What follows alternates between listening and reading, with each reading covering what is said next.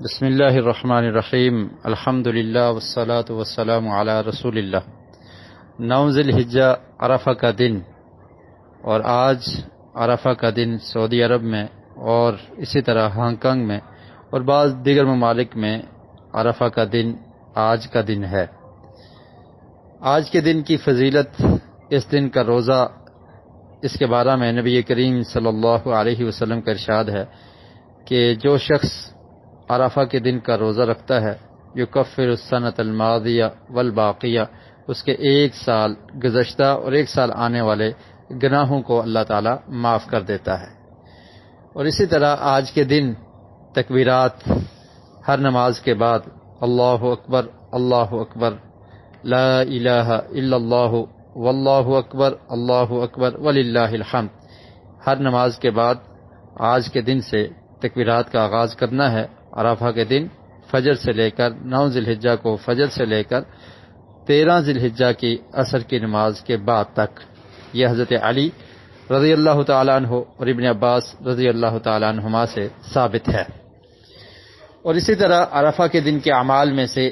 ایک اہم عمل یہ ہے کہ انسان روزہ رکھتے ہوئے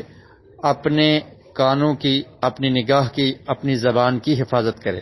مسند احمد میں ایک روایت ہے، نبی کریم صلی اللہ علیہ وسلم نے ارشاد فرمایا، ان ھذا یوم من ملک فیہ سمعہ وبصرہ ولسانہ غفر لہ،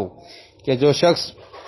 آج کے دن یعنی عرفہ کے دن اپنی زبان کا مالک بن جاتا ہے، اپنے کان کا مالک بن جاتا ہے، اپنی نگاہ کا مالک بن جاتا ہے، مطلب یہ ہے کہ ان کو جائز استعمال کرتا ہے، ان کی حفاظت کرتا ہے، کانوں سے غلط باتیں نہیں سنتا، نگاہ کی حفاظت کرتا ہے، زبان کی حفاظت کرتا ہے، تو اللہ تعالیٰ اس کے گناہوں کو معاف کر دیتے ہیں۔ اور اسی طرح آج کا دن جہنم سے آزادی کا دن ہے۔ اس کے متعلق صحیح مسلم میں ایک حدیث ہے، نبی کریم صلی اللہ علیہ وسلم نے ارشاد فرمایا، حضرت عائشہ ام المومنین رضی اللہ تعالیٰ عنہ بیان کرتی ہیں، ما من یوم اکثر من ان یعتق اللہ فیہ عبدا من النار من یوم عرفہ، فرماتی ہیں کہ اللہ کے رسول نے فرمایا کہ آج کے دن سے زیادہ اللہ تعالی کسی شخص کو جہنم سے آزاد نہیں کرتا، یعنی جتنی مقدار میں آج کے دن لوگوں کو جہنم سے آزاد کیا جاتا ہے، عرفہ کے دن لوگوں کو جہنم سے آزاد کیا جاتا ہے، اس سے زیادہ کسی اور دن میں جہنم سے آزادی نہیں ملتی۔ اور پھر فرمایا وَإِنَّهُ لَيَدْنُو، اللہ رب العالمین قریب ہوتے ہیں، اور پھر فرشتوں کے درمیان اللہ تعالیٰ فخریہ انداز میں یہ کہتے ہیں، فخر کرتے ہیں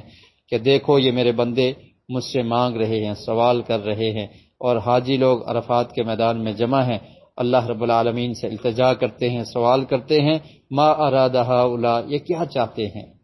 تو اللہ رب العالمین فرشتوں کے سامنے فخر کرتے ہیں۔ تو آج کا دن توبہ اور استغفار کا دن ہے، زیادہ سے زیادہ اللہ سے گناہوں کی معافی مانگی جائے، توبہ کی جائے، جہنم سے خلاصی کی دعائیں کی جائیں، جنت کے حصول کی تمنا اور اس کی التجا کی جائے، اور اسی طرح قرآن مجید کی تلاوت، اپنی نگاہ کی حفاظت، اپنے کانوں کی حفاظت، اپنی زبان کی حفاظت، گناہوں سے دور رہنا، گناہوں سے بچے رہنا، یہ ہمیشہ ہی کرنا چاہیے، لیکن آج کے دن ان اعمال کو کرنا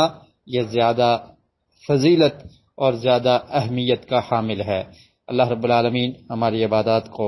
قبول و منظور فرمائے۔